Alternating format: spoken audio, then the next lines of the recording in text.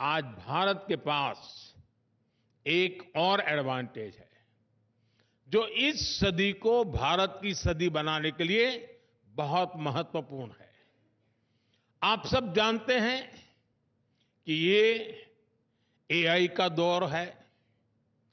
दुनिया का वर्तमान और भविष्य एआई से जुड़ा हुआ है, लेकिन भारत के पास डबल एआई पावर की एडवांटेज है।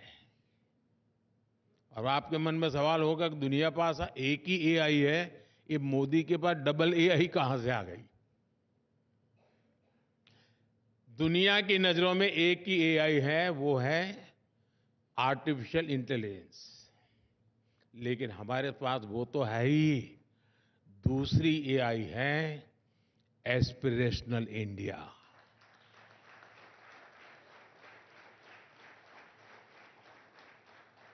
जब एस्पिरेशनल इंडिया और आर्टिफिशियल इंटेलिजेंस की ताकत मिलती है, तब विकास की गति भी तेज होनी स्वाभाविक है। साथियों, हमारे लिए एआई सिर्फ एक टेक्नोलॉजी नहीं है, बल्कि भारत के युवाओं के लिए अवसरों का एक नया द्वार है। इसी साल भारत ने इंडिया एआई मिशन शुरू किया है। हेल्थ केयर हो, एजुकेशन हो, स्टार्टअप्स हो, भारत हर सेक्टर में एआई का उपयोग बढ़ा रहा है। हम दुनिया को भी बेहतर एआई सॉल्यूशंस देने में जुटे हैं। क्वाड के स्तर पर भी भारत ने कई सारे इनिशिएटिव लिए हैं। भारत दूसरे एआई यानी एस्पिरेशनल इंडिया को लेकर भी उतना ही गंभीर है।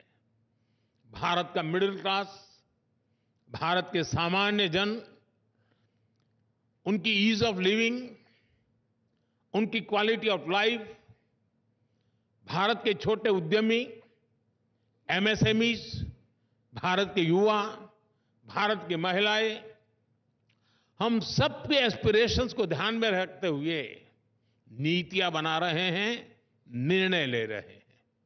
साथियों, एस्पिरेशनल इंडिया का एक उदाहरण भारत में कनेक्टिविटी को लेकर हो रहा शानदार काम है।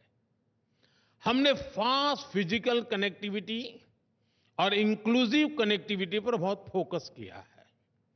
ये डेवलपमेंट की एस्पिरेशन रखने वाले समाज के लिए बहुत जरूरी होता है। भारत के लिए तो ये और अधिक जरूरी है। इतना बड़ा देश, इतनी डाइवर्स ज्योग्राफी, भारत के पोटेंशियल को सही मायने में रियलाइज करने के लिए तेजी से कनेक्ट करना आवश्यक था। इसलिए हमने एयर ट्रैवल पर भी विशेष फोकस किया। मुझे याद है कि जब मैंने पहली बार कहा कि मैं हवाई चप्पल पहनने वालों को हवाई यात्रा कराना चाहता हूं, तो एक स्वाभाविक सा रिएक्शन था कि ये भारत में कैसे संभव है। लेकिन हम आगे बढ़े और उड़ान योजना शुरू हुई। आज उड़ान को 8 साल पूरे हो चुके हैं। उड़ान के तहत हमने 2 पिलर्स पर काम किया। एक टियर 2, टियर 3 शहरों में एयरपोर्ट्स का नया नेटवर्क बनाया और दूसरा एयर ट्रैवल को अफोर्डेबल बनाया, सबकी पहुंच में लाई। उड़ान योजना के तहत करीब 3 लाख फ्लाइट्स उड़ान भर चुकी हैं। इनमें 1.5 करोड़ आम नागरिक सफर कर चुके हैं। आज 600 से अधिक रूट्स उड़ान के तहत, और इनमें से ज्यादातर छोटे शहरों को कनेक्ट करते हैं। 2014 में देश में 70 के आसपास एयरपोर्ट थे। आज देश में एयरपोर्ट की संख्या 150 को पार कर गई है। उड़ान योजना ने दिखाया है कि कैसे समाज की एस्पिरेशन विकास को गति देती है। साथियों, मैं आपको युवाओं से जुड़े कुछ उदाहरण देता हूं। हम भारत के युवाओं को एक ऐसी फोर्स बनाने में जुटे हैं जो पूरी दुनिया की ग्रोथ को ड्राइव कर सके। और इसलिए education, skill development, research, employment पर हमारा बहुत ज्यादा जोर है। पिछले 10 साल में इन क्षेत्रों में जो काम हमने किए हैं उसके नतीजे मिलने लगे हैं। अभी कुछ दिन पहले ही टाइम्स हायर एजुकेशन रैंकिंग आई है। भारत दुनिया का वो देश है जहां रिसर्च क्वालिटी के मामले में सबसे अधिक सुधार हुआ है। बीते 8-9 सालों में भारत की यूनिवर्सिटीज का पार्टिसिपेशन 30 से बढ़कर 100 से अधिक हो चुका है। क्यूएस वर्ल्ड यूनिवर्सिटी रैंकिंग में भी भारत की प्रेजेंस 10 साल में 300% से अधिक बढ़ी है। आज पेटेंट्स और ट्रेडमार्क्स की संख्या ऑल टाइम हाई पहुंच रही है। आज भारत दुनिया के लिए R&D का एक बड़ा हब बनते जा रहा है। दुनिया की करीब 2,500 कंपनियों के रिसर्च सेंटर भारत में है। भारत में स्टार्टअप इकोसिस्टम भी उसका भी अभूतपूर्व विस्तार हो रहा है। आज भारत हर सेक्टर में, हर क्षेत्र में जिस तेजी से काम कर रहा है वो अभूतपूर्व है। भारत की स्पीड, भारत की स्केल अनप्रेसिडेंटेड है। अभी हमारी सरकार के थर्ड टर्म के करीब 125 डेज पूरे हुए हैं। मैं आपके साथ 125 डेज का अनुभव शेयर करूंगा। 125 डेज में गरीबों के लिए 3 करोड़ नए पक्के घरों को मंजूरी मिली है। 125 डेज में हमने 9 लाख करोड़ रुपए के इंफ्रास्ट्रक्चर प्रोजेक्ट पर काम शुरू किया है। 125 डेज में हमने 15 नई वंदे भारत ट्रेनें चलाई हैं। 8 नए एयरपोर्ट पे के काम शुभारंभ हुए हैं। इन्हीं 125 डेज में हमने युवाओं के लिए 2 लाख करोड़ रुपए का पैकेज दिया है। हमने किसानों के बैंक खातों में 21,000 करोड़ रुपए सीधे ट्रांसफर किए हैं। हमने 70 साल से अधिक के बुजुर्गों के लिए 5 लाख रुपए तक के मुफ्त इलाज की व्यवस्था की है। आप भारत में हो रहे काम का दायरा देखिए। 125 डेज में 5 लाख घरों में रूफटॉप सोलर प्लांट लगाए गए हैं। एक पेड़ मां के नाम अभियान के तहत 90 करोड़ से अधिक पेड़ लगाए गए हैं। इतना ही नहीं, 125 डेज में हमने 12 नए इंडस्ट्रियल नोड्स को मंजूरी दी है। 125 डेज में हमारे सेंसेक्स और निफ्टी में 6 से 7% की ग्रोथ हुई है।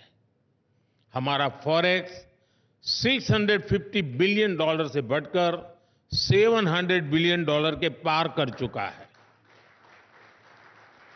भारत की उपलब्धियों की लिस्ट बहुत लंबी है और मैं सिर्फ 125 डेज की ही बात कर रहा हूं। आपको ये बात भी नोट करनी होगी कि इन 125 डेज में दुनिया भारत में किन विषयों पर चर्चा करने आई। 125 डेज में भारत में कौन से ग्लोबल इवेंट्स हुए। भारत में टेलीकॉम और डिजिटल फ्यूचर पर चर्चा करने के लिए इंटरनेशनल असेंबली हुई। भारत में ग्लोबल फिनटेक फेस्टिवल हुआ। भारत में ग्लोबल सेमीकंडक्टर इकोसिस्टम पर चर्चा हुई। रिन्यूएबल एनर्जी और सिविल एविएशन के फ्यूचर की इंटरनेशनल कॉन्फ्रेंस भारत में हुई। फ्रेंड्स, ये सिर्फ इवेंट्स की लिस्ट नहीं है, ये भारत के साथ जुड़ी होप की भी लिस्ट है। इससे भारत की दिशा और दुनिया की आशा, ये दोनों समझ आती है। ये वो विषय हैं जो आने वाले समय में दुनिया का भविष्य तय करेंगे। और इन विषयों की चर्चा के लिए आज दुनिया भारत आ रही है। साथियों, आज भारत में इतना कुछ हो रहा है, हमारे तीसरे टर्म में जो गति भारत ने पकड़ी है, उसे देखकर बहुत सी रेटिंग एजेंसीज ने भारत का ग्रोथ फोरकास्ट और बढ़ा दिया है।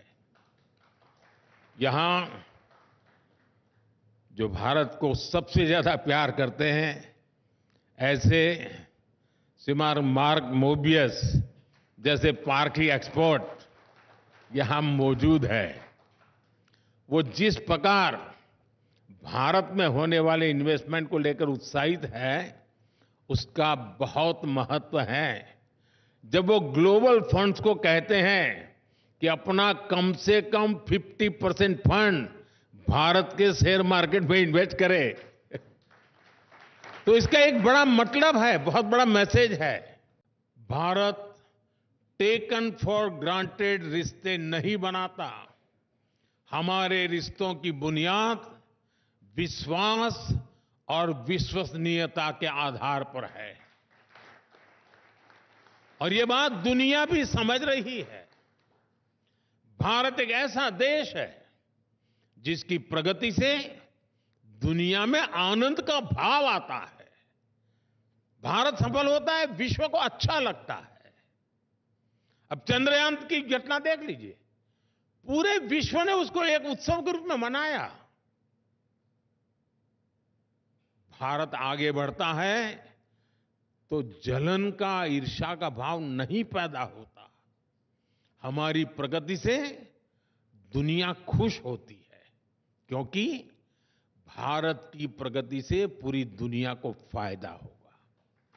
हम सब जानते हैं कि कैसे अतीत में भारत ग्लोबल ग्रोथ को बढ़ाने वाली एक पॉजिटिव फोर्स था।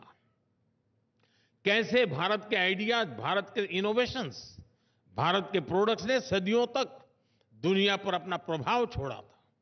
लेकिन समय बदला, भारत ने गुलामी का लंबा कालखंड देखा और हम पिछड़ते चले गए। इंडस्ट्रियल रिवॉल्यूशन के समय भी भारत गुलाम था।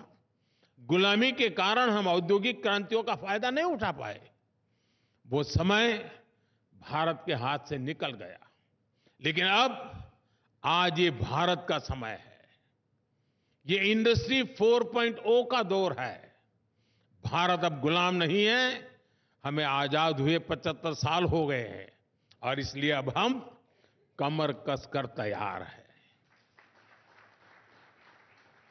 फ्रेंड्स, इंडस्ट्री 4.0 के लिए जो स्किल सेट चाहिए, जो इंफ्रास्ट्रक्चर चाहिए, उस पर भारत बहुत तेजी से काम कर रहा है। बीते दशक के दौरान मुझे कितने ही ग्लोबल प्लेटफॉर्म से जुड़ने का अवसर मिला है। मैं दुनिया भर में G20 और G7 के सम्मेलनों का हिस्सा रहा हूं। 10 दिन पहले ही मैं आसियान समिट के लिए लाओस में था। आपको जानकर अच्छा लगेगा कि लगभग हर समिट में भारत के डिजिटल पब्लिक इंफ्रास्ट्रक्चर की बहुत अधिक चर्चा होती है। आज पूरी दुनिया की नजर भारत के डीपीआई पर है। यहां हमारे साथी भारत के प्रशंसक श्रीमान पॉल रोमर बैठे हैं। मुझे पहले भी उनसे काफी विचार विस्तार से चर्चा करने का मौका मिला है। मैंने उनसे बहुत चर्चाएं की हैं। मैं अमेरिका में भी इनसे मिला। हमारी चर्चाओं के दौरान पॉल ने भारत के डिजिटल इंफ्रास्ट्रक्चर की, आधार और डिजी लॉकर जैसे इनोवेशन की बहुत तारीफ की है। बड़ी-बड़ी समिट्स में इसी तरह लोगों को हैरानी होती है कि भारत ने इतना शानदार डीपीआई कैसे विकसित कर लिया। फ्रेंड्स, इंटरनेट के दौर में भारत के पास फर्स्ट मूवर का एडवांटेज नहीं था। जिन देशों के पास ये एडवांटेज था, वहां प्राइवेट प्लेटफॉर्म्स ने, प्राइवेट इनोवेशंस ने डिजिटल स्पेस को लीड किया। इससे निश्चित रूप से एक नई क्रांति दुनिया में आई, लेकिन उसके लाभ का दायरा सीमित ही था। जबकि भारत ने एक नया मॉडल दुनिया को दिया है। भारत ने टेक्नोलॉजी को डेमोक्रेटाइज करके डिजिटल पब्लिक इंफ्रास्ट्रक्चर का नया रास्ता दुनिया को दिखाया है। आज भारत में सरकार एक प्लेटफॉर्म बनाती है और उस पर लाखों नए इनोवेशंस होते हैं। हमारी जनधन, आधार और मोबाइल की जैम कनेक्टिविटी, सर्विसेज की फास्टर और लीकेज फ्री डिलीवरी का एक बेहतरीन सिस्टम बन गया है। आप हमारा यूपीआई देखिए, इस पर फिनटेक का एक नया विस्तार भारत में हुआ है। यूपीआई के कारण आज हर रोज 500 मिलियन से ज्यादा के डिजिटल ट्रांजैक्शन हो रहे हैं। और इसको ड्राइव करने वाले कोई कॉरपोरेट्स नहीं है, बल्कि हमारे छोटे दुकानदार हैं, स्ट्रीट वेंडर्स हैं। हमारा पीएम गतिशक्ति प्लेटफॉर्म एक और उदाहरण है। पीएम गतिशक्ति को हमने इंफ्रास्ट्रक्चर प्रोजेक्ट्स के निर्माण में जो साइलोज आते थे, उसको दूर करने के लिए बनाया था। आज ये हमारे लॉजिस्टिक इकोसिस्टम को ट्रांसफॉर्म करने में मदद कर रहा है। ऐसे ही हमारा ओएनडीसी प्लेटफॉर्म है। ये ऑनलाइन रिटेल को ज्यादा डेमोक्रेटाइज, ज्यादा ट्रांसपेरेंट करने वाला इनोवेशन सिद्ध हो रहा है। भारत ने दिखाया है कि डिजिटल इनोवेशन और डेमोक्रेटिक वैल्यूज को एग्जिस्ट कर सकती है। भारत ने दिखाया है कि टेक्नोलॉजी इंक्लूजन, ट्रांसपेरेंसी और एम्पावरमेंट का टूल है, कंट्रोल और डिवीजन का नहीं।